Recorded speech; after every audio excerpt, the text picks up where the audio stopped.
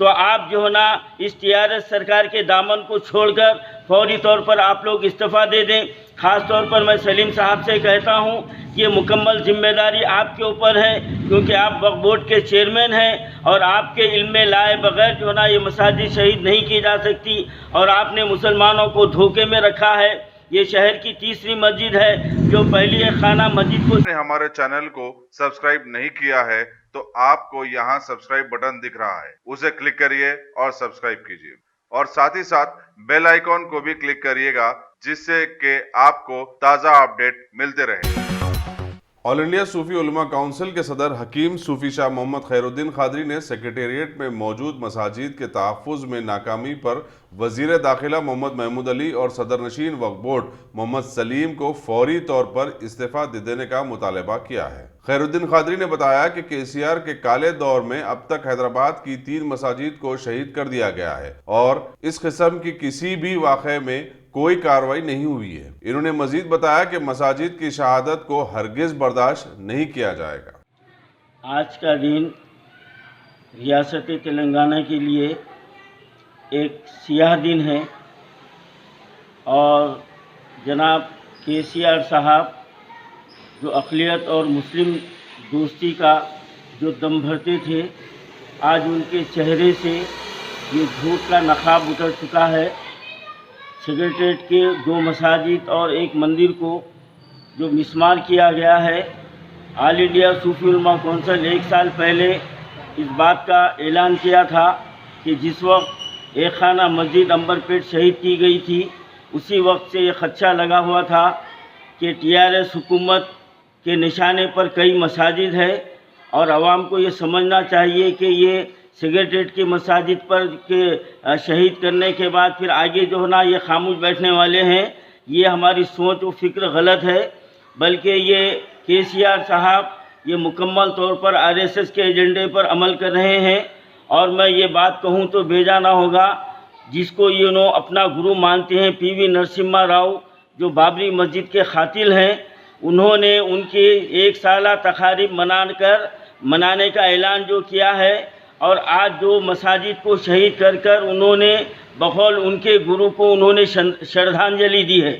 तो यहाँ ये बात साफ जाहिर होती है कि जो सोच पीवी नरसिम्हा राव की थी और जो सोच आरएसएस की है, वही सोच हमारे केसीआर साहब की है।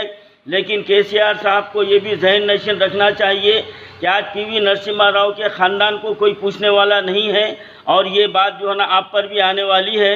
अब मैं जनाब महमूद अली साहब और जनाब मोहम्मद सलीम साहब से कहता हूं कि अगर आप लोगों में थोड़ी सी हमियत और गीरत और राई के दाने के बराबर अगर ईमान है, तो आप जो है ना इस टीआरएस सरकार के दामन को छोड़कर फौरी तौर पर आप लोग इस्तीफ़ा दे दें। ख़ास तौर पर मैं सलीम साहब से कहता हूं कि ये मुकम्मल जिम्मेदारी आपके ऊपर है, क्योंकि आप वक्फ बोर्ड के चेयरमैन हैं और आपके इल्म में लाए बगैर जो है ना ये मसाजिद शहीद नहीं की जा सकती और आपने मुसलमानों को धोखे में रखा है। ये शहर की तीसरी मस्जिद है जो पहली एक खाना मस्जिद को शहीद किया गया था, अब ये 2 मस्जिद है। ना मालूम आगे और कितने मसाजिद टीआरएस सरकार का निशाना बनेंगे। तो मैं तमाम मुसलमानों से अपील करता हूं कि इस टीआरएस सरकार के दोगली पॉलिसियों में ना आए, बल्कि इनके दिखावे के बयानात पर यकीन ना करें।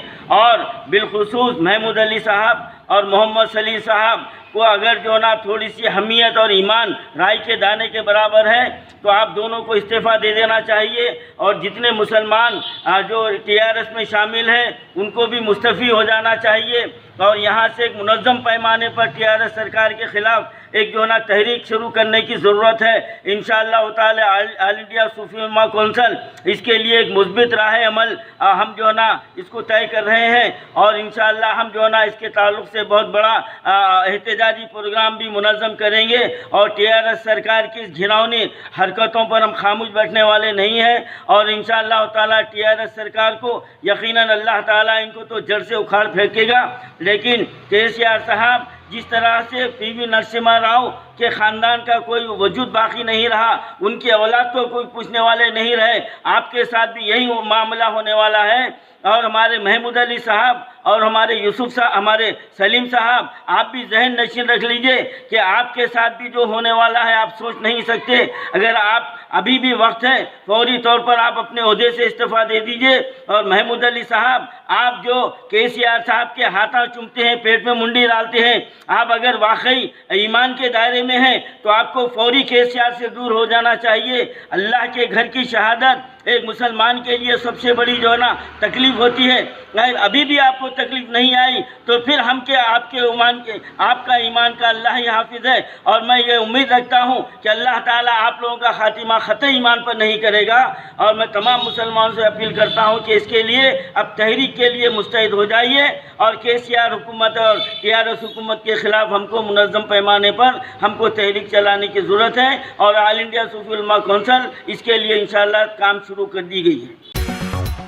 अगर आप टेक्नोलॉजी के दौर में रहते हुए टेक्नोलॉजी से दूर हैं तो सोचिए मत, आइए एक बार खिदमत का मौका दीजिए। हमारे यहाँ branded computers, Dell, HP, Lenovo, laptop accessories उम्दा क्वालिटी निहायत ही वाजबी दाम पर दस्तयाब है।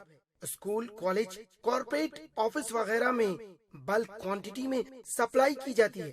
इसके साथ साथ हमारे यहाँ माहिर टेक्नीशियंस की निगरानी में रिपेयर की सहूलत भी मौजूद है। अगर आप अपने घर, दुकान, सोसाइटी, स्कूल वगैरह को सेफ और क्राइम फ्री बनाना चाहते हो तो इंस्टॉल कीजिए CCTV कैमरा जो HD क्लियरिटी के साथ दस्तयाब है। गुज़िश्ता 10 साल से मुल्क भर में अपनी इन तमाम खिदमात को जारी रखते हुए आपके एतमाद को बरकरार रखने वाला नाम top selection computers, Vijayanagar colony beside Riyan hotel Hyderabad. Director Syed Rashid Ali. Phone 9849715954। Top